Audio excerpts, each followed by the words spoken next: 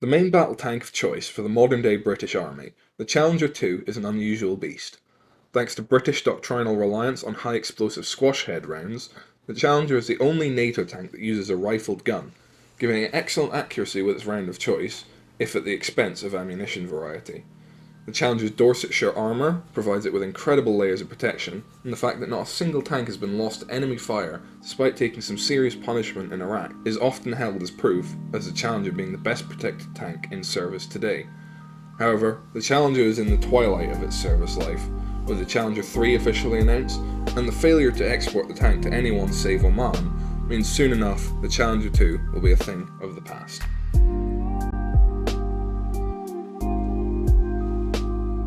When assembling a tank model, you can generally build almost the entire thing before painting, especially when it has no interior detail, but it is important to think about sub-assemblies based on different colours or painting access.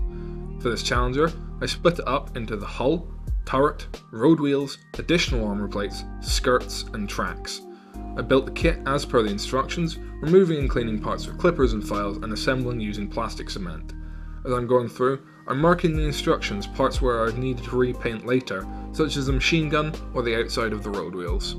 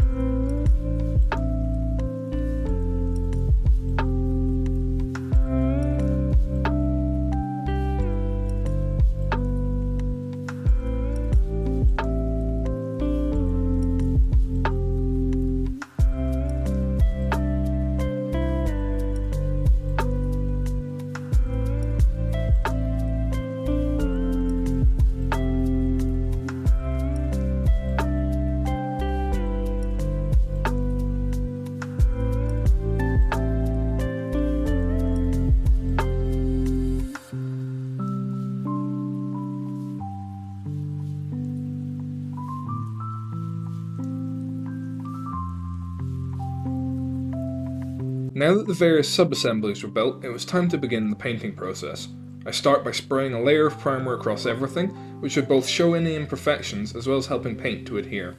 With AFV models, this part is particularly important, as acrylic paint does not adhere to the rubber well that they use to make the tracks, and so this primer layer would help, although I recommend instead using lacquer paint if you're comfortable with it, or otherwise buying replacement tracks made from metal or resin.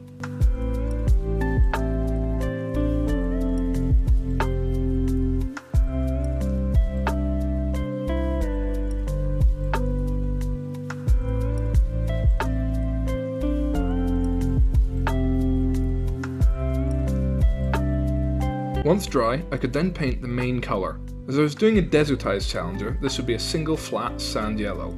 While researching for the build, I saw a great deal of debate online as to the exact colour of British modern desert schemes, but the consensus seemed to be that it was the same or very similar as the colour they used in World War II, and as I had a bottle of that lying around, I used that. I also spray a brown shade onto the tracks to represent the underlying metal links.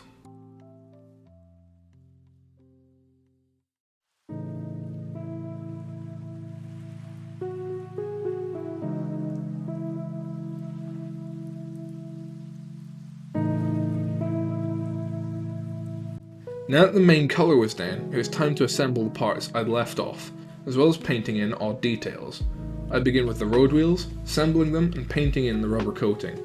Make sure to use super glue for the painted parts, as plastic cement won't bond right. After the road wheels, I glue on the tracks, making sure the connection will be hidden, and then glue the side skirts on. I then paint in small parts like the gun cowling, mud guards and machine gun, as well as spraying in the white panels of the turret, and glue any other parts on. Finally, I spray a coat of gloss varnish across the whole model.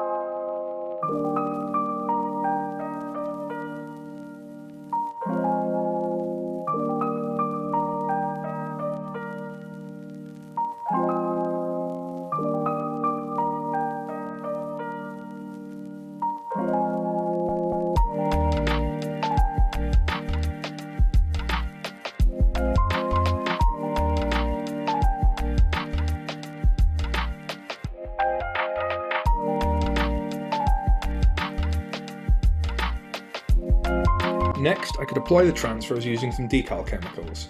They were nice and thin, not needing additional work but without disintegrating. After, I apply a layer of matte varnish.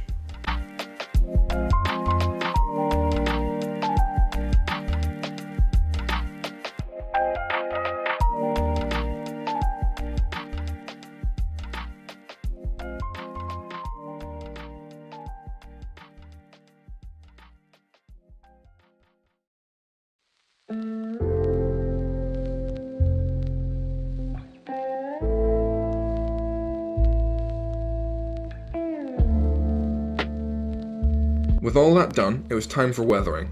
I apply a brown oil wash across the whole tank, leaving it to partially dry before wiping it off with a sponge.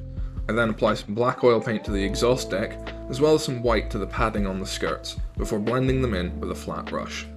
Finally, I apply some black pigment powder around the exhaust to simulate soot, and some dirt coloured powder to the mudguards, and seal the result in with a final layer of matte varnish.